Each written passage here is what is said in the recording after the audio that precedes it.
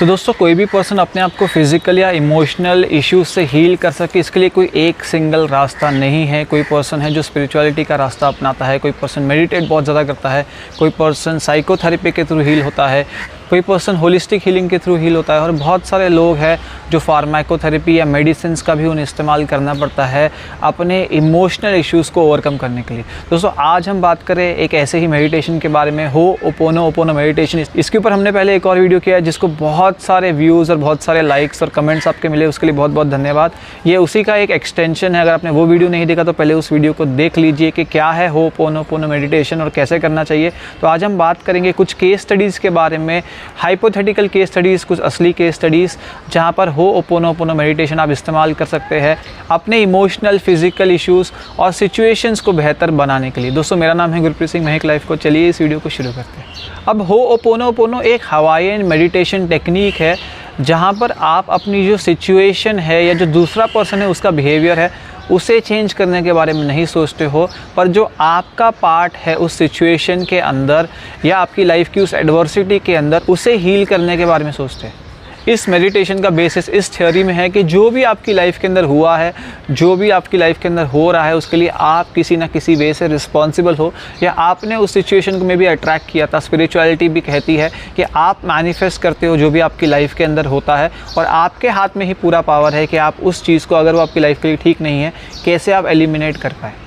तो कैसे इस्तेमाल करिए इस मेडिटेशन का? सबसे पहले एक क्वाइट प्लेस ढूंढ लीजिए जहाँ पर आप अपनी आँखों को बंद कर सके, क्वाइट प्लेस जहाँ पे आपको कोई डिस्टर्ब ना कर सके। उसके बाद में आंखें बंद करके उस सिचुएशन के बारे में, उस पर्सन के बारे में, उस इंसिडेंट के बारे में, उस ट्रॉमा के बारे में जो आपके साथ पास्ट में हुआ है, कुछ ऐसी घटना जो आप भूल नहीं पा रहे, जो आपको इफ़ेक्ट कर रही है, जो बार बार रिप्ले हो रही है माइंड के अंदर, या कुछ ऐसा सिचुएशन, कुछ ऐसी फ़ाइट आपकी किसके साथ हुई है जो आपको बहुत परेशान कर रही है, उसके बारे में विजुलाइज़ करिए, आपके सामने देखिए।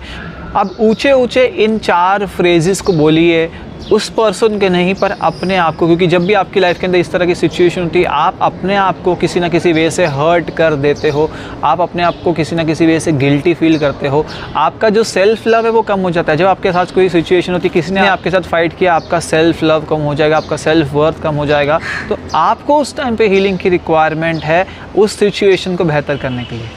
तो अपने आप को बहुत ही ज़्यादा फीलिंग के साथ ये वर्ड्स बोलिए, उस सिचुएशन को देखते हुए अपने आप को, अपने दिल को, अपने अंदर अपनी सोल को ये वर्ड्स बोलिए। I am sorry, please forgive me, thank you, I love you. और इन फ्रेजेस को बहुत ज़्यादा फीलिंग्स के साथ अपने हार्ट की तरफ डायरेक्ट होते हुए अपने आप को बार बार बोलते रहिए। उस लव को फील करिए जो आप अपने आप को दे रहे हो, उस फॉरगिवनेस को फील करिए जो आप अपने आप को दे रहे हो, उस अपॉलॉजी को फील करिए जो आप अपने आप को दे रहे हो, उस ग्रैटिट्यूड को जो थैंक यू में आ रहा है उसको फील करिए जो आप अपने आप को दे रहे हो, अपने आप को हील करने के लिए। क्योंकि आप इतने ज़्यादा डिस्टर्ब हो इस सिचुएशन की वजह से, इसलिए आपके बहुत सारे पार्ट्स हैं जो अभी हर्ट है। इस मेडिटेशन को बार बार रिपीट करिए, इन फ्रेजेस को बार बार रिपीट करिए जब तक कि आपको बेहतर नहीं लगता और आपको अंदर से जो आपके अंदर खालीपन था, जो एंजाइटी थी, जो नर्वसनेस है वो कम होती हुई आपको नज़र आती है। और उसके बाद रिफ्लेक्ट करिए कि आपको किस तरह से फील होता है अपनी तरफ, सिचुएशन की तरफ, और जो भी चीज़ आप रिकलेक्ट कर रहे हो उसके बारे में आपका जो रवैया है अब क्या है। अब बात करते हैं कुछ हाइपोथेटिकल केस स्टडीज़ के बारे में जहाँ पे आप इस मेडिटेशन को यूज़ कर सकते हो। तो पहला केस स्टडी है या पहला सिचुएशन है जहाँ पे 2 फ्रेंड्स है, प्राजक्ता और कल्पना। प्राजक्ता और कल्पना बहुत सालों से बहुत क्लोज फ्रेंड्स और किसी वजह से दोनों के बीच में अनबन हो गई है, रिफ्ट पैदा हो गया है, लड़ाई झगड़ा हो गया है। और कल्पना है इस चीज़ के बारे में बहुत ज़्यादा डिस्टर्ब है, बहुत ज़्यादा एंशियस है, बहुत ज़्यादा हर्ट फील कर रही है कि उसकी बेस्ट फ्रेंड के साथ उसका झगड़ा हो गया है। शायद कल्पना ने उसे कुछ कह दिया या प्राजक्ता ने उसे कुछ कह दिया इसकी वजह से, लेकिन कल्पना बहुत ज़्यादा हर्ट है। कल्पना ये मेडिटेशन करती है, हो'ओपोनोपोनो मेडिटेशन करती है अपने उस पार्ट को हील करने के लिए, लव देते हुए अपने आप को, और अपने आप को ये लव देते हुए पॉजिटिव एनर्जी सेंड करती है, वर्चुअली अपनी फ्रेंड को इमेजिन करते हुए बहुत सारी पॉजिटिव एनर्जी उसकी तरफ भेजती है। और धीरे धीरे जो उसके पार्ट है, जो उसके अंदर एंगर, एंग्विश, कंटिन्यूसली जो रिजेंटमेंट की फीलिंग्स आ रही थी या गिल्ट की फीलिंग्स आ रही थी, या उसे लग रहा था कि मेरे साथ ऐसा क्यों हुआ, इनजस्टिस हुआ है, वो फीलिंग्स धीरे धीरे कम होने लगती है और वो अपने फ्रेंड को अप्रोच करने के लायक हो जाती है, वो अप्रोच करने के लिए तैयार होती है। जो ईगो शायद उसके बीच में आ रही थी वो हट जाती है, वो अचानक से शाम को कॉल करती है, या मे बी उसको सामने से कॉल आता है तो वो काटती नहीं है, वो रिसीव करती है, क्योंकि उसने अपने उस पार्ट को हील कर लिया है। और बहुत ही शांति से एक कम्युनिकेशन होता है दोनों के बीच में, जहाँ पे दोनों एक्सप्रेस करते हैं कि उन्हें भी बुरा लगा, उसे भी बुरा लगा कि इस तरह से उनके बीच में लड़ाई हो, और एक दूसरे को अपोलोजाइज़ करते और फिर से फ्रेंडशिप में वापस आ जाते हैं।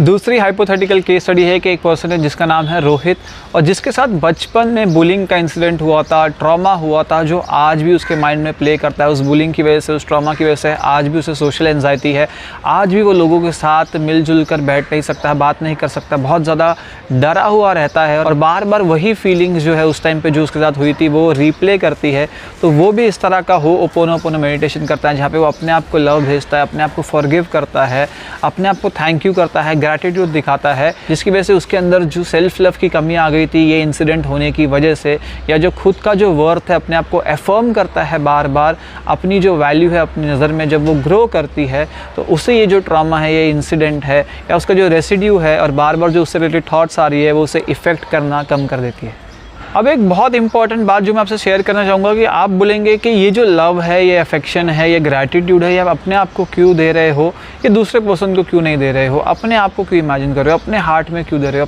अपने हार्ट को क्यों लव से भर रहे हो? क्योंकि जब भी आपके साथ कुछ गलत होता है, जब भी आपसे कोई रूडली बात करता है, जब भी आपके साथ कोई इनजस्टिस होता है, जब भी कोई पर्सन आपके साथ लड़ाई करता है, जब भी आपके साथ कोई मीन होता है, तो उस टाइम पे आप अपने एक पार्ट को बहुत ज़्यादा पनिश करते हो, आप अपने आप को पनिश करते हो। चाहे वो पर्सन आपके ऊपर एंग्री हुआ, उसने आपको एंगर के थ्रू तो पनिश किया, पर आप अपने आप को बहुत ज़्यादा पनिश करते हो। आपको लगता है कि शायद मैं एंगर के लायक हूँ, शायद मैं लव के लायक नहीं हूँ, शायद मेरे साथ ऐसा ही होना चाहिए, हमेशा मेरे साथ ऐसा ही होता है। तो आपका एक जो पार्ट है आप उसे बहुत ज़्यादा अनहील कर देते हो, और आपका एक जो पार्ट है आप उसे बहुत ज़्यादा हर्ट कर देते हो। इसलिए आपको सबसे पहले हीलिंग की रिक्वायरमेंट है, इसके पहले कि वो जो सिचुएशन है या वो सामने वाला पर्सन है उसे रिक्वायरमेंट हो। हमने एक वीडियो इसके पहले और किया है सेल्फ एक्सेप्टेंस के बारे में। सेल्फ एक्सेप्टेंस जब तक नहीं होगा, दुनिया आपको एक्सेप्ट नहीं करेगी, दुनिया आपको लव नहीं करेगी, दुनिया आपको अप्रिशिएट नहीं करेगी, और हम अपने आप को एक्सेप्ट करना छोड़ देते हैं। हम अपने आप की जो वैल्यू है उसे बहुत कम कर देते हैं। जब भी हमारे साथ कुछ नेगेटिव होता है हम उसे बहुत ज़्यादा पर्सनली ले लेते हैं, और उसकी वजह से ये होता है कि हम इस फ्रीक्वेंसी पे वाइब्रेट कर रहे होते हैं जहाँ पर हम जिस तरह के लोग चाहते हैं हम उन्हें अट्रैक्ट नहीं कर पाते। इनफैक्ट बहुत सारे लोग हैं जो विक्टिम मेंटालिटी में होते हैं, या वो विक्टिम कभी ना कभी रहे हैं, बार बार वो विक्टिम ही बनते रहते हैं, बार बार उन्हें ऐसे ही लोग मिलते हैं जो उनका फ़ायदा उठाते हैं, उन्हें अब्यूज़ करते हैं, क्योंकि वो उस विक्टिम मेंटालिटी से, सेल्फ सैबोटेजिंग बिहेवियर से, सेल्फ ब्लेमिंग बिहेवियर से बाहर नहीं आ पाते। एक और हाइपोथेटिकल केस स्टडी लेते हैं जहाँ पे एक पर्सन है, उसका नाम है पीयूष, और वो बहुत ज़्यादा एडिक्शन से जूझ रहा है। और ये एडिक्शन शुरू हुआ जब से उसने अपने फादर को लूज़ किया। फादर की डेथ के बाद पे उसने बहुत ज़्यादा अल्कोहल पीने लग गया। कहीं कहीं बहुत बार गिल्ट होता है जहाँ पे आपको लगता है कि आपने जितना रिक्वायर्ड था अपने डैड के लिए शायद नहीं किया, और उसकी वजह से आप अपने आप को ब्लेम करने लगते हो। उस ब्लेम के लिए आप अपने आप को पनिश करने के लिए मे बी उस एडिक्शन के अंदर पड़ जाते हो, या अपनी जो फीलिंग्स है उसे सप्रेस करने के लिए आप एडिक्शन के अंदर पड़ जाते हो। तो इसके लिए बहुत ज़्यादा इंपॉर्टेंट है कि सेल्फ अवेयरनेस होना, अपनी फीलिंग्स के बारे में अवेयर होना। और जब ये इस तरह का मेडिटेशन हो, होपोनोपोनो मेडिटेशन देखिए, अपने आप को बहुत ज़्यादा लव दिया जाएगा, अपने आप को फॉरगिव किया जाएगा, तो बार बार जो गिल्ट का एक सर्कल है, जो एडिक्ट पर्सन उसके अंदर पड़ जाता है, पीता है, फिर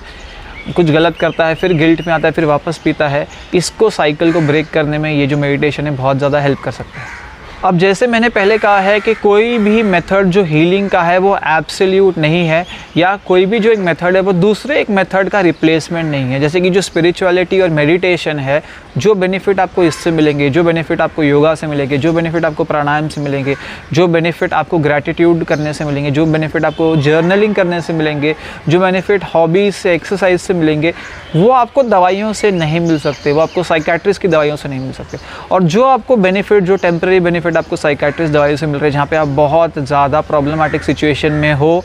और आपको वहाँ से एक एयरलिफ्ट करके उठा के एक सही पोजीशन पे लेके आना, जहाँ से आपके लिए थेरेपी है, हीलिंग का प्रोसेस है, वो ईजियर हो जाए, तो वहाँ पर बहुत सारी चीज़ें जो है वो मेडिसिन को सब्स्टिट्यूट नहीं कर सकती। इसलिए ये बोलना कि मेडिसिन बहुत ज़्यादा ख़राब है, या ये सारी जो हीलिंग टेक्निक्स है, ये जूडो साइंस है, ये बिल्कुल एग्जिस्ट नहीं करती, ये दोनों ही चीज़ें सही नहीं हैं। क्योंकि हर एक चीज़ का, इनफैक्ट कि प्लेसिबो का भी साइंटिफिकली प्रूवन इफ़ेक्ट है जो आपको हील करने में हेल्प करता है। एक लास्ट केस स्टडी मैं आपसे शेयर करूँगा। रिसेंटली एक पर्सन है जिन्हें मैं जानता हूँ, उसने अपनी जॉब लूज़ कर ली और जॉब लूज़ करने के बाद 6 मंथ तक कोई जॉब नहीं मिल रही है। सब कुछ ट्राई कर लिया, रेज्यूमे अच्छा बना लिया, सब जगह अप्लाई कर लिया। अब क्या होता है, जब जॉब लूज़ कर गई, कॉन्फिडेंस लो हो गया, अपने अंदर जो एक एलिमेंट है वो एलिमेंट है सेल्फ हेट का एलिमेंट आने लग गया। अपने सेल्फ वर्थ के ऊपर एक बहुत बड़ा क्वेश्चन उठने लग गया, अपनी कैपेबिलिटी के ऊपर बहुत ज़्यादा क्वेश्चन उठने लग गया। जब आप इस तरह की फ्रीक्वेंसी पे वाइब्रेट करते हो तो आप अपनी वैल्यू नहीं कर रहे हो, आप अपना जो सेल्फ वर्थ है अपने आप को एफर्म नहीं कर पा रहे हो। तो आप खुद सोचिए, जो रिक्रूटर है, जो पर्सन है, जो एम्प्लॉयर है, वो कैसे आपको सही कैंडिडेट समझेगा जब आप अपने आप को खुद ही सही कैंडिडेट नहीं समझ रहे, आप अपने आप को खुद ही लायक नहीं समझ रहे जॉब के, तो आपके पास जॉब की अपॉर्चुनिटी कैसे आएगी। इसलिए इस तरह का मेडिटेशन है वो क्लियर करने में हेल्प कर सकता है, आपको बेटर मैनिफेस्ट करने के लिए भी हेल्प कर सकता है। तो दोस्तों ये था एक छोटा सा वीडियो हो'ओपोनोपोनो मेडिटेशन के बारे में। ज़रूर इस मेडिटेशन को अपने लाइफ के अंदर लेके आइए, क्योंकि सेल्फ लव से ही बहुत सारी चीज़ें आप अट्रैक्ट करना शुरू कर सकते हो, अपने आप को हील करना शुरू कर सकते हो, फॉरगिव करना शुरू कर सकते हो। और जब आप अपने आप को ट्रूली वैल्यू करना शुरू करेंगे तो आसपास की सिचुएशन जो है वो आपके फेवर में होनी चालू हो जाएगी। अगर आपको ये वीडियो पसंद आए, लाइक करिए, कमेंट करिए, शेयर करिए, सब्सक्राइब करिए चैनल को और देखते रहिए लाइफ कोच।